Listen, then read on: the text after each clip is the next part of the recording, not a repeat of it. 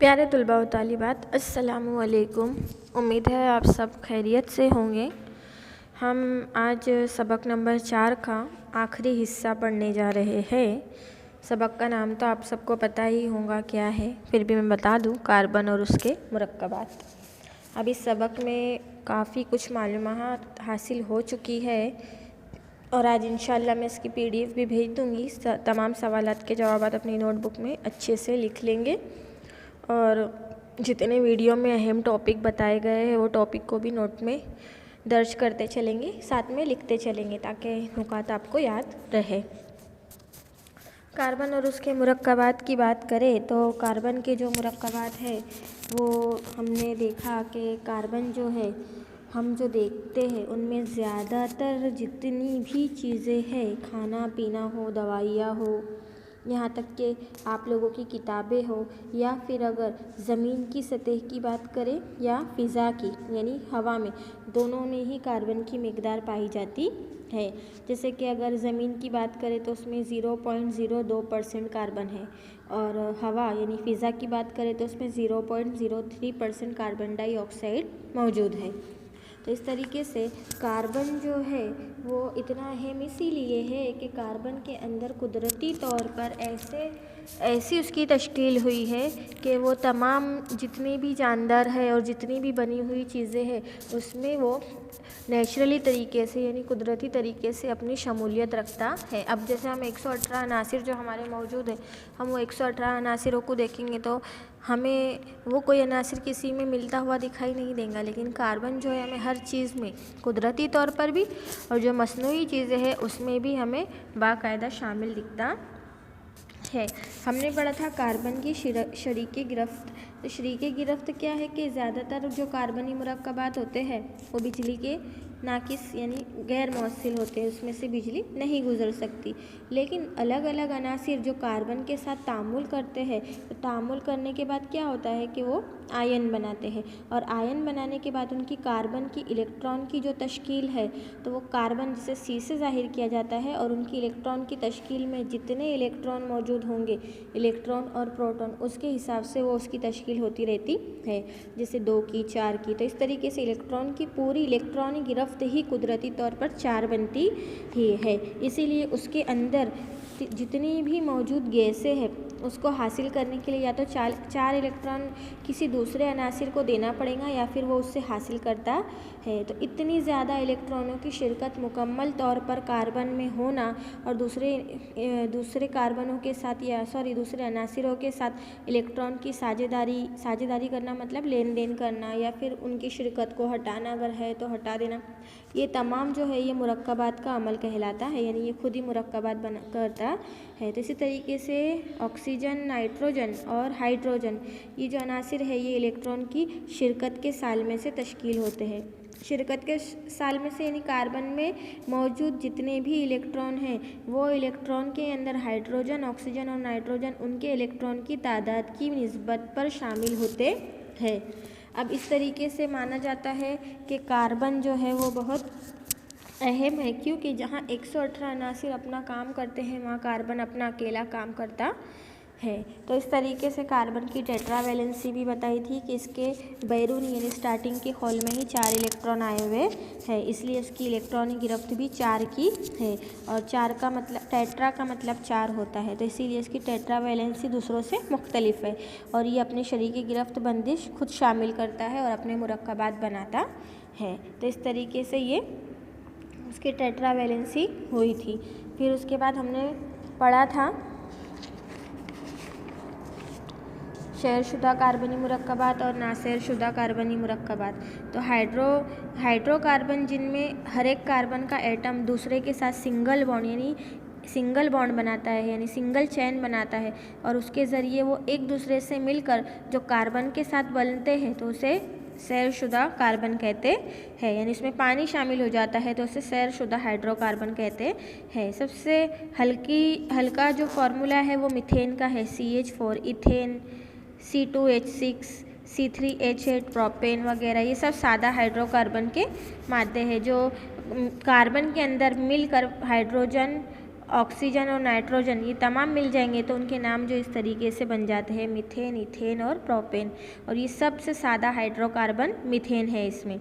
और जो ये हाइड्रोकार्बन का 2-4 और 2-1 की फ़र्क से जो जाता है ये अल्केन का ग्रुप कहलाता है। यानी होमोलॉजिकल सीरीज़ के अंदर मैंने इससे पहले की वीडियोस में बाकायदा वो एक टेबल के ज़रिए भी बताया था कि मीथेन, इथेन, प्रोपेन को अल्केन के ग्रुप में इसलिए रखा गया है क्योंकि वो 2-4 और 1-1 के फ़र्क से, यानी कार्बन में 1-1 का फ़र्क और हाइड्रोजन में 2-2 के फ़र्क की चेन चलती है, इसीलिए इनको अल्केन के ग्रुप में रखा गया है।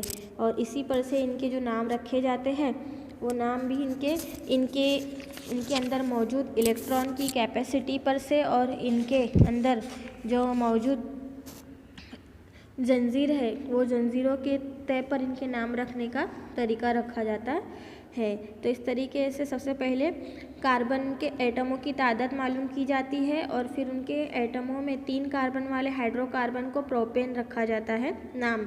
अगर इनमें तफावली ग्रुप मौजूद है तो उसके नाम ग्रुप को साबिका या लाहेकी की जगह लगाकर रखा जाता है। यानी जो साबिका और लाहेका आप लोगों को पता है, आगे और पीछे का नाम हटाकर उनके नाम को जोड़ दिया जाता है। तो जैसे अल्केन, अल्काइन और अल्केन, तो ये जो है ANE, ENE के फ़र्क से हो रहा है। ये इससे पहले की वीडियो में मैंने बताया था। तो इस तरीके से कार्बन के नाम रखने का तरीका हुआ था। फंक्शनल ग्रुप, तो फंक्शनल ग्रुप वो वाहिद एटम या एटमों का ग्रुप जिसमें कीमियावी खुसूसियात होती रहती है। यानी ऐसा ग्रुप जिसके अंदर जो इलेक्ट्रॉन और प्रोटॉन की तादाद के साथ साथ कार्बन के साथ साथ जो दूसरे मुरक्कबात है वो दूसरे मुरक्कबात भी अपना तश्कील करते हैं और एक दूसरे के साथ मिलकर कीमियावी तामुलात करते हैं, तो वो फंक्शनल ग्रुप के अंदर आता है। तो वो हो जाता है फंक्शनल ग्रुप। तो फंक्शनल ग्रुप के बारे में इससे पहले भी मैंने बताया था आप लोगों को कि नामियाती मुरक्कबात में एक एटम यानी एक अंसर, एक जौहर दूसरे जौहरों के ग्रुप के साथ मिलकर जो कीमियावी खुसूसियात बनाता है, तो वो कीमियावी खुसूसियात को तफावली ग्रुप यानी फंक्शनल ग्रुप कहते हैं। इसको गुजराती में फंक्शनल ग्रुप ही कहा जाता है और उर्दू में तफावली ग्रुप कहा जाता है। तो इसलिए यानी कि एक एटम दूसरे एटम के साथ अपनी कीमियावी खुसूसियात करता है, कार्बन के साथ कीमियावी खुसूसियात करता है और कीमियावी खुसूसियात करने के बाद वो तामुलात करता है। तो तामुलात के बाद जो होता है वो इस तरीके का उनका फंक्शनल ग्रुप के अंदर वो शामिल हो जाते हैं। ये नाम रखने की खुसूसियत तो मैंने आपको बताई थी कि ये IUPAC, जिसका फुल फॉर्म भी मैंने आप लोगों को बता दिया था कि IUPAC का फुल फॉर्म क्या है, जहाँ पर नाम रखे जाते हैं। IUPAC international union of pure and applied chemistry, जहाँ पर केमिस्ट्री के चलते नाम मुरक्कबात के नाम रखे जाते हैं उनके इलेक्ट्रॉन की बंदिश को देखते हुए और उनकी लातीनी ज़बान के नाम को देखते हुए उनके नाम वहाँ पे दर्ज किए जाते हैं। अब यहाँ पे हमारा आज का टॉपिक है साबुन और मैल काट, यानी साबु અને प्रक्षालकों। गुजराती में साबु को साबु ही कहेंगे और डिटर्जेंट को, यानी हमारा जो सरफ होता है हम आम ज़बान में बोलते हैं उसको प्रक्षालकों कहते हैं। तो आज इसके बारे में भी देख लेते हैं कि साबुन और प्रक्षालक तो हमारे रोज़मर्रा ज़िंदगी में इस्तेमाल होने वाली ही चीज़ें हैं और हम बहुत देखते भी हैं घर के अंदर। तो साबुन नहाने, साफ़ सफाई करने और कपड़े धोने के इस्तेमाल में होता है, यानी गंदी चीज़ों को साफ़ करने के लिए हम साबुन और डिटर्जेंट का इस्तेमाल करते हैं। तो साबुन के अंदर ऐसे मादे मौजूद होते हैं जो साबुन को उसकी तश्कील देते हैं और उससे जो है हम गंदगी साफ़ करने का काम करते हैं। जैसे साबुन के अंदर पहले तो फैटी एसिड और ग्लिसरॉल होता है। फैटी एसिड और ग्लिसरॉल इसके लिए अब साबुन जो है कई तरीके के होते हैं। जैसे साबुन की बनावट के अंदर हम देखेंगे तो उसके अंदर ग्लिसरीन वाले साबुन अलग आते हैं, फिर उसके अंदर फैटी एसिड वाले अलग आते हैं। कोई साबुन जो है वो वनस्पति यानी नबातात से ही बनाए जाते हैं, नबाताती तेलों से, और कोई साबुन जो रहते हैं वो चर्बी वगैरह से बनाए जाते हैं। उसमें जानवरों की चर्बी, तेल वगैरह शामिल होता है और बहुत सारे केमिकल जैसे सोडियम हाइड्रोक्साइड और कई तरीके के इसके अंदर सैनिट्रिफिकेशन किया जाता है और फिर उसके बाद साबुन में मिलाया जाता है। फिर एक साबुन की बनावट होती है। अब साबुन का जो कार्बन के साथ तामुल है तो वो ये है कि साबुन के अंदर कार्बोक्सिल एसिड और पोटाशियम और दूसरे नमकियात होते हैं जो उसकी लंबी चेन बनाते हैं। अब लंबी चेन बनाने का मतलब क्या कि उसके अंदर जो है मुख्तलिफ़ किस्म के सी यानी कार्बन, हाइड्रोजन, पोटाशियम ये सब मिलकर और फैटी एसिड मिलकर इनकी चेन बनती जाती है। तो वो जो चेन बनती है तो इस तरीके की चेन बनती है।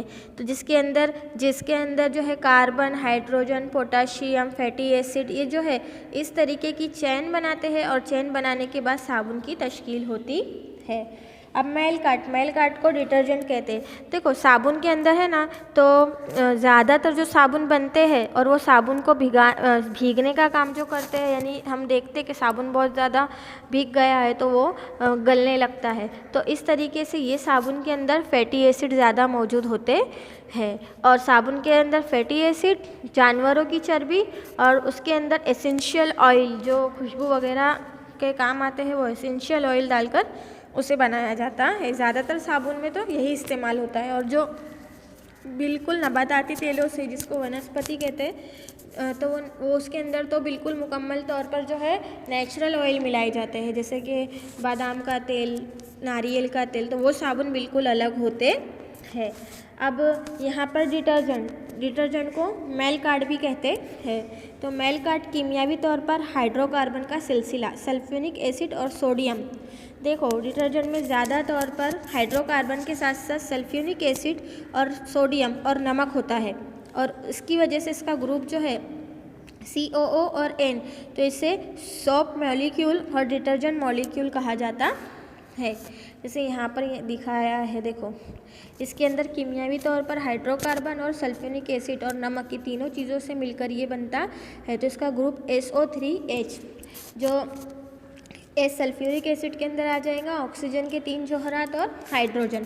तो इस तरीके से सोप मॉलिक्यूल और डिटर्जेंट मॉलिक्यूल के ग्रुप में ये आता है। अब इसकी बात करें तो इसका जो अंदर की चेन जो दिखती है वो इस तरीके की दिखती है। अगर सवाल आता है कि माइसेल्स के बारे में जनाओ या फिर आप मैल काट डिटर्जेंट के ज़रिए मैल काट डिटर्जेंट की एक तस्वीर बनाइए, तो इस तरीके की तस्वीर आपको बनानी होंगी। इस तरीके की ये वाली तस्वीर बनानी होंगी आप लोगों को कि किस तरीके से यहाँ पर उस तस्वीर के बारे में बताया है। तो सफाई के अमल के अंदर डिटर्जेंट सबसे अहम है। डिटर्जेंट के ज़रिए हम क्या करते हैं कि जब साबुन का एक सालमे का 2 तरकीबी अज्जा से बना हुआ समझा जाता है। यानी एक साबुन का सालमे बनेगा, हमारे डिटर्जेंट के 3 सालमे बनते हैं। तो उसका एक हिस्सा हाइड्रोकार्बन का होता है और दूसरा हिस्सा जो है वो कार्बन की गंदगी को मुंसलिक करते हुए वाला हिस्सा होता है। अब जैसे कि कपड़ों के ऊपर, कपड़ों की सतह के ऊपर कुछ तेल लग गया है या कुछ दाग वगैरह पड़ गया है तो हम डायरेक्टली डिटर्जेंट को अप्लाई करते हैं। तो अप्लाई करने की वजह से क्या होता है कि कार्बन के जो जोहरात कार्बन और उसके साथ मुंसलिक होते हैं और मुंसलिक होने के साथ साथ क्या होता है वो पानी में घोल दिया जाता है और वो चिकनाई वाले ज़र्रात को अलग कर देता है। तो इस तरीके से यहाँ पे इसकी शक्ल बताई गई है। इसको माइसेल्स कहते हैं, इसको माइसेल्स का बनना कहते हैं। ये डिटर्जेंट के अंदर ही आता है। जैसे यहाँ पे ऑयल या कुछ गिरा हुआ है तो जैसे ही हमने डिटर्जेंट को उस पर डाला तो उसकी शक्ल इस तरीके की बनेगी। तो यानी वो पूरे तरीके से दाग को निकाल कर बाहर फेंकने का काम करते हैं। और मसनूई मैल काट में साबुन की तरह होता है। ये कोयला, पेट्रोलियम से हासिल होने वाले हाइड्रोकार्बन से बनाए जाते हैं और हाइड्रोकार्बन सालमे दाफे यानी हाइड्रोफिक और सल्फ्यूरिक ग्रुप में जाज़बे का काम करते हैं। जाज़बे यानी मिलने का काम। और मसनूई मैल काट साबुन के बरक्स भारी पानी के साथ भी ज़्यादा झाग पैदा कर सकते हैं क्योंकि ये भारी पानी से नाहल पजीर कैल्शियम और मैग्नीशियम के नमकियात होते हैं। देखो सवाल ऐसा होता है कि हम डिटर्जेंट का इस्तेमाल क्यों करते हैं। पहले तो साबुन भी इस्तेमाल करते हैं और डिटर्जेंट भी इस्तेमाल करते हैं। तो डिटर्जेंट का इस्तेमाल हम इसलिए करते हैं कि कोई कोई जगह पर पानी भारी रहता है। अब एक होता है हल्का पानी और एक होता है भारी पानी। अब हल्का पानी जो हम पीने का पानी इस्तेमाल करते हैं उसे हल्का पानी कहा जाता है और भारी पानी जिसके अंदर नमक की मिकदार बहुत ज़्यादा होती है जिसे हम खारा पानी भी कहते हैं, जिसे बोरिंग का पानी भी कहा जाता है। तो बोरिंग के पानी के अंदर कपड़े की सफाई बराबर होती नहीं है। वहाँ पर साबुन जो है बराबर काम नहीं करता है, क्योंकि उसके अंदर सिर्फ पोटाशियम और जो सोप मॉलिक्यूल्स होते हैं वही होते हैं। तो वहाँ पे डिटर्जेंट का डालना होता है। तो डिटर्जेंट का डालने से क्या होता है कि वो जो भारी पानी होता है नमकियात वाला, तो वो जो पानी के जो नमकियात है वो नमकियात को डिटर्जेंट क्या करता है, सोक, यानी अपने जो कीमियावी तामुलात है उसके साथ डिटर्जेंट सोक कर लेता है, और इसकी वजह से जो भारी पानी होता है वो हल्का पानी हो जाता है। तो डिटर्जेंट इस तरीके से काम करता है। तो डिटर्जेंट का इस्तेमाल हम भारी पानी और हल्के पानी की मालूमात के लिए भी ले सकते हैं कि किस तरीके से पानी का भारीपन दूर करेंगे। तो मैल काट डिटर्जेंट की पानी की जांच कैसे करेंगे, पानी सख्त है या नरम। तो सख्त पानी यानी कि जो बोरिंग का पानी होता है, जो खारा पानी होता है वो सख्त पानी, और जो हम पानी पीने के इस्तेमाल में लेते हैं वो हल्का पानी होता है। तो इस तरीके से डिटर्जेंट को जब हम पानी में घोलकर देखते हैं तो अगर पानी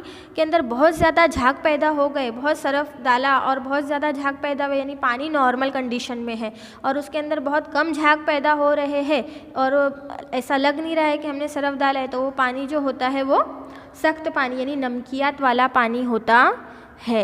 तो मैं आपको समझाने की ये कोशिश कर रही हूँ कि डिटर्जेंट का जो काम है वो साबुन की बनिस्बत ज़्यादा है। वो मैल काटने का काम बहुत आसानी से करता है, क्योंकि उसके अंदर इतने कार्बनी मुरक्कबात मौजूद होते हैं और दीगर केमिकल जैसे कार्बोक्सिल है और जो उसके अंदर अलग अलग तरीके की खुसूसियात है, हाइड्रोकार्बन है और नमकियात वाले मादे हैं। तो वो तमाम चीज़ें उसमें मौजूद होती है जिसकी वजह से वो साबुन की बनिस्बत कपड़े धोने में बहुत अच्छा काम करता है। तो ये मेरा यहाँ पर साबुन और डिटर्जेंट के बारे में मैंने आपको तफसील से बता दिया। आज मैं आपको इसके सवालात के जवाब सेंड करने वाली हूँ, आपको लिखना है और बहुत अच्छे से इसकी तैयारी भी करनी है। और कुछ नहीं समझ में आता है तो आप मुझे मैसेज करके पूछ सकते हो। तो आज का जो हमारा लेसन है वो यहाँ पर ख़त्म हुआ, चौथा सबक। और ये वाली जो शक्ल है ये वाली आपको याद रखनी है, ये इम्तिहान में पूछता है तो आपको बनाना है। डिटर्जेंट के जो मैसेल्स की शक्ल बनाने का पूछेगा तो आपको यहाँ पर वो शक्ल बनानी होगी जो मैंने आपको यहाँ पर बताया है, जो ये वाली शक्ल। तो इसके लिए आज के वीडियो में इतना ही, और इंशाल्लाह नए सबक के साथ हम नई वीडियो के अंदर आएंगे। अल्लाह हाफिज़।